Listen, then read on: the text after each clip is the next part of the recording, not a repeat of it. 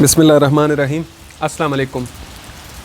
हम ज़िंदगी में कहाँ चलते हैं, क्या चाहते हैं, किस से डरते हैं, क्या हासिल करना चाहते हैं, क्या हम सोचते हैं कि किस बात में हमारी इज़्ज़त होगी, किस में ज़िल्लत होगी, क्या ये सारी बातें हमारे अंदर अपने दिमाग से आती हैं? क्या हमारे जो शौक़ होते हैं या ज़िंदगी में जो हमारे आइडियल्स होते हैं वो हम ख़ुद उसका तयन करते हैं या नहीं?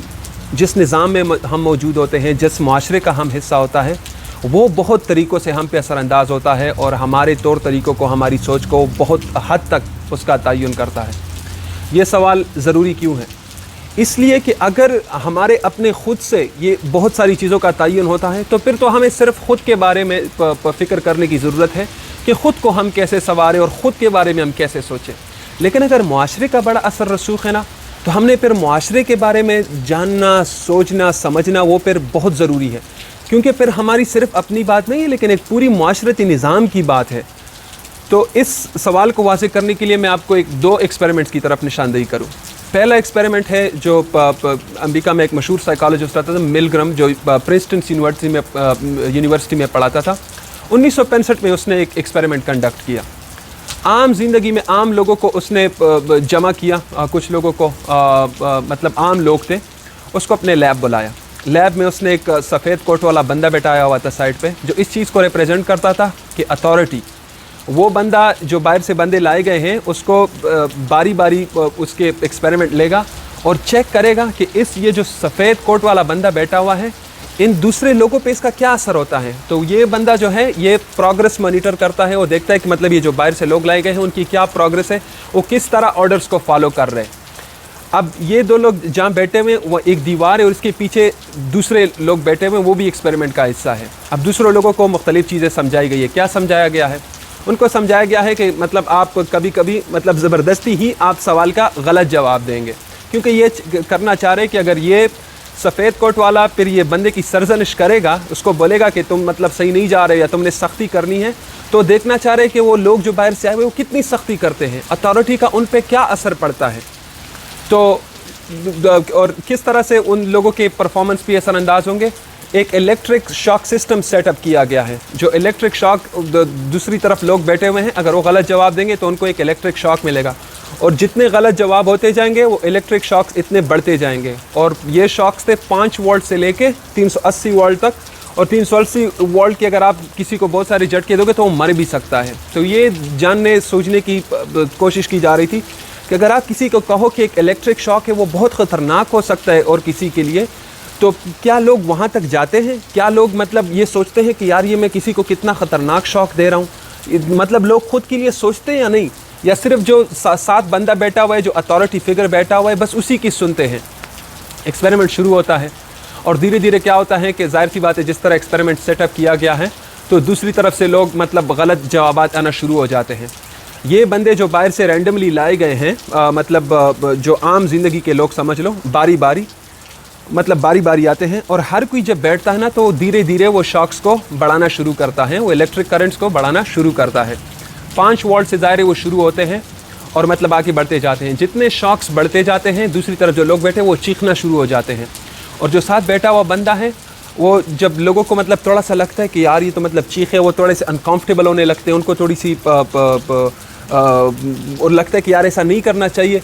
तो फिर वो बंदा उसके साथ जो बैठा हुआ है, जो अथॉरिटी फिगर है, मतलब जो इसके ऊपर बैठा हुआ है, जिसको समझा रहे कि करना क्या है, उसको कहता है कि यार बहुत ज़रूरी है कि तुम जो दूसरी तरफ बंदा बैठे उसको सबक सिखाओ, बहुत ज़रूरी है कि वो सही तरीके से सीखे, बहुत ज़रूरी है कि वो सही जवाब दे। ऐसी बातें उसको बता रहा होता है कि वो देखना चाह रहा होता है कि ये मैं जो बता रहा हूँ, जो वाइट कोट वाला बंदा बता रहा है, उस पे चलता है, यानी अपनी जहन का वो कुछ इस्तेमाल करता है कि यार दूसरी तरफ कौन बैठा हुआ है, इंसान बैठा हुआ है, उसको मैं ऐसे मजबूत इलेक्ट्रिक करंट्स दिए जा रहा हूँ, वो मर सकता है। तो ये परखने की कोशिश, और क्या पता चलता है कि बाहर से जो बहुत सारे लोग हैं उसमें से 65% लोग, यानी आप यूँ समझ लें कि 10 में से हर 7 लोग मुकम्मल 380 शॉक्स तक पहुँचते हैं, और दूसरी तरफ का बंदा चीख रहा होता है कि मतलब वो मैं मरे जा रहा हूँ, मुझे जाने दो, मुझ पे बहुत जुल्म हो रहा है, मुझे बहुत तकलीफ़ है। लेकिन जो साथ वाइट कोट वाला बंदा बैठा हुआ है उसको कहता है कि बहुत ज़रूरी है कि तुम मतलब उनकी परफॉर्मेंस सही करो, बहुत ज़रूरी है कि वो सही जवाब दे। और जो बाहर से लोग आए हुए होते हैं वो उनकी अपनी थिंकिंग بہت سبارڈینیٹ ہو جاتی ہے, بہت کمزور پڑ جاتی ہے, وہ اپنا مائنڈ اپلائی کرنا چھوڑ دیتے ہیں. وہ جو ساتھ بندہ بیٹھا ہوتا ہے نا, اس کے آرڈرز مطلب سن کے وہ ایسے کر رہے ہوتے ہیں. اب سچی میں کرنٹ نہیں لگ رہے ہوتے, لیکن اس بندے کو لگ رہا ہوتا ہے کہ سچی میں کرنٹ لگ رہے. اور بات تو ضروری یہی ہے نا کہ آپ دیکھنا چاہ رہے ہو کہ مطلب لوگ کرتے کیا ہیں.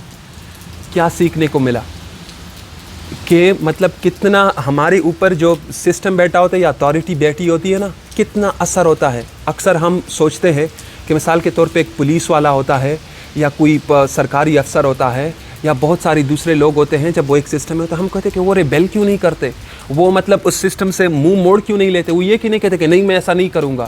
مثال کے طور پہ کبھی کوئی افسر اگر ناجائز کسی فوجی کو بولے کہ گولی مارو, تو فوجی کیوں کیوں یہ نہیں سوچ سکتا کہ میں کیوں کروں, میں انسانی جان کیوں لوں. یا اس طرح بہت ساری مثالیں ہو سکتی ہے.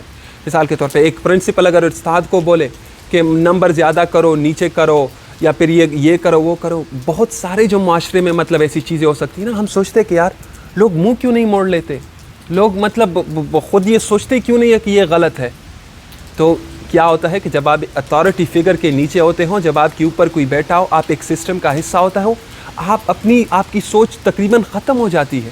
آپ اس سسٹم کی طرف دیکھتے ہو کہ سسٹم آپ کو کیا کہتا ہے, اتھارٹی آپ کو کیا کہتا ہے, اور آپ اس طرح سے رسپونڈ کرتے ہو. اور بہت کم لوگ ہوتے ہیں جن میں یہ خود صلاحیت ہوتی ہے کہ وہ خود سے سوچ سکے, خود کے لیے فیصلہ کر سکے.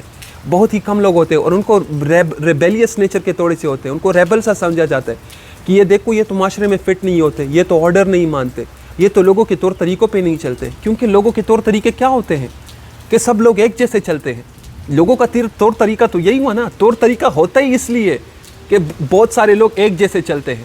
اگر کچھ لوگ کیسے چلے کچھ لوگ کیسے چلے تو طور طریقہ کیسا ہوا, پھر تو ہر کوئی اپنی کر رہا ہوگا نا.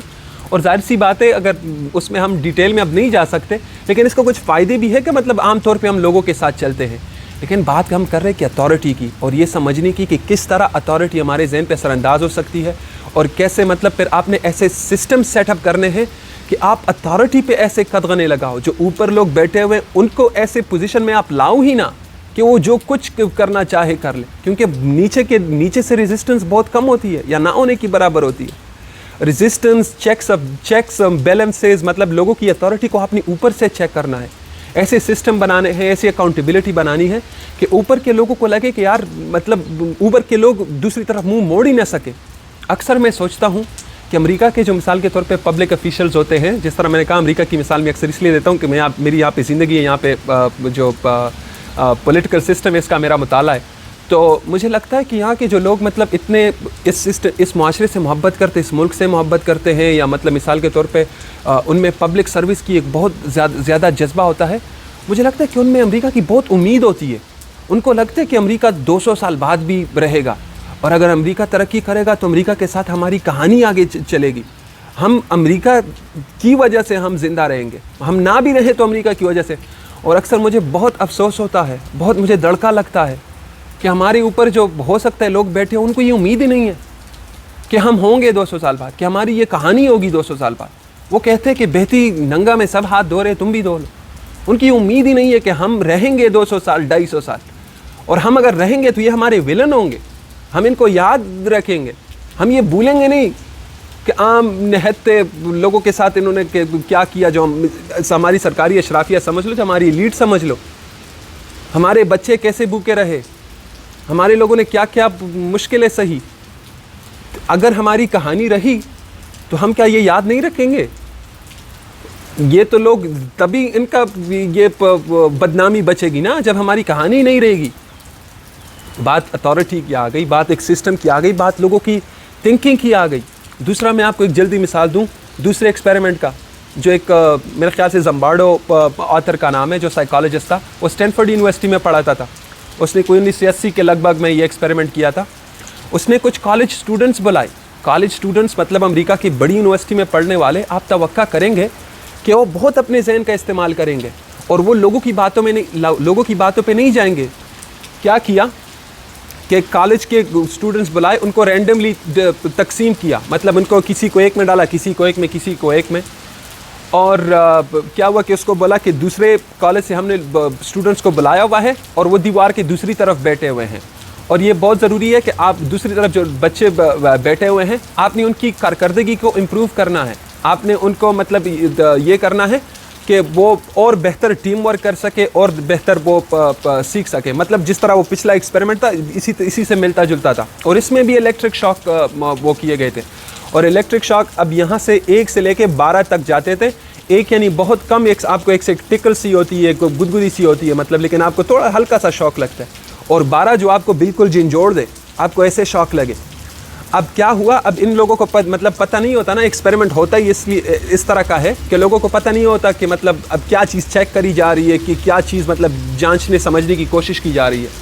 لیکن جیسے ہی وہ ایکسپیریمنٹ شروع ہونے والا تھا تو ان سٹوڈنٹس کو، ایک گروپ آف سٹوڈنٹس کو مطلب یہ بات سنوائی گئی. ان کو یہ پتہ نہیں تھا، ان کو لگا کہ ہم نے یہ بات سن لی. ان کو پتہ نہیں تھا کہ مطلب یہ ایکچولی ایکسپیریمنٹ کا حصہ ہے.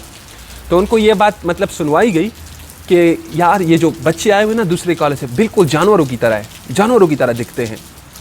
اب ایک کو یہ بات سنوائی گئی، دوسروں کو کچھ نہیں سنوایا گیا. دوسروں کو مطلب ایسے ہی جس طرح نارمل ایکسپیریمنٹ تھا نا، کہ مطلب آپ نے پرفارمنس کو دیکھ کے مطلب آپ نے ایک تو الیکٹرک شاکس مطلب اگر ضرورت ہوئی تو دینے ہیں. اور تیسرے کو یہ بات سنوائی گئی کہ یار یہ جو باہر سے لوگ ہیں نا، بڑے اچھے بچے ہیں، بڑے نائس لکنگ بچے ہیں.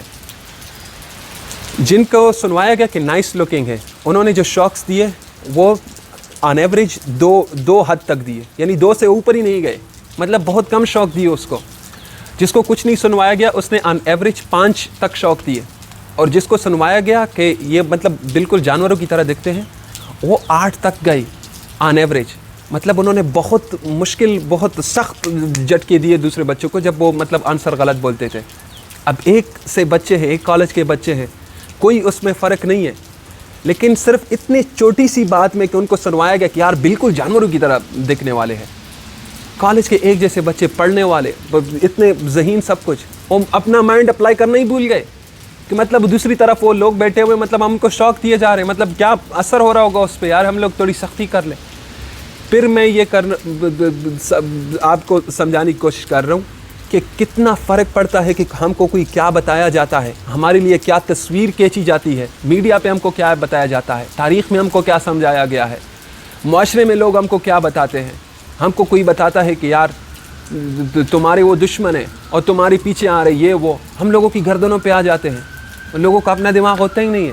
اور یہ پھر بات وہی آ گئی کہ بہت کم لوگ ہوتے ہیں جو خود یہ سوچنے کی صلاحیت رکھتے ہوتے ہیں یا خود یہ سوچ سکتے ہوتے ہیں کہ یار اس کے بات کا کیا مطلب ہے، اس بات کے بارے میں تھوڑا سوچوں. بہت کم ایسے ہوتا ہے.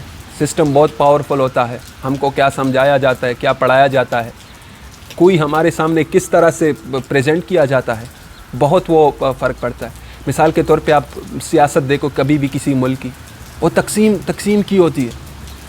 سارے اوپر سے لوگ بیٹھے ہوتے ہیں. پاکستان میں نے بہت دیکھا، ہماری ایلیٹ جو ہے نا، ہماری اشرافیہ جو ہے، جب ان کی شادیاں ہو رہی ہوتی ہے، جب ان کے کوئی فنکشن ہوتے ہیں، سارے ایک ساتھ بیٹھے ہوتے ہیں، ایک ٹینٹ کے نیچے سارے اکٹھے ہوئے ہوتے ہیں، اپنے وہ بیرونی اشیاء کوئی پی رہے ہوتے ساتھ مل کے.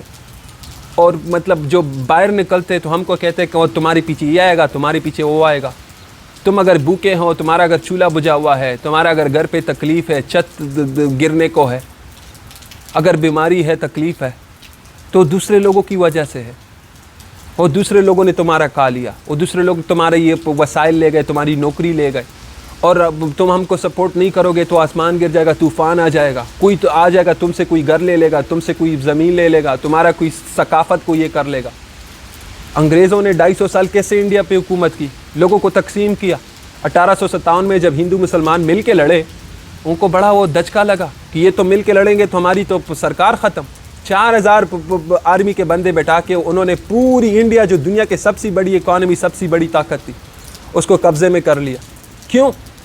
کیونکہ وہ پیچھے بیٹھ کے اور لوگوں کو ایک دوسرے کی گردن پہ لگا لیا. مسلمان کو ہندو سے لڑا لیا، کرسچن کو ہندو سے لڑا لیا، اور شیعہ کو سنی سے لڑا لیا، اور ہندو میں برہمن کو وہ سے پچوت ذات سے لڑا لیا، ہر کسی کو کس سے لڑا لیا، تقسیم کیا.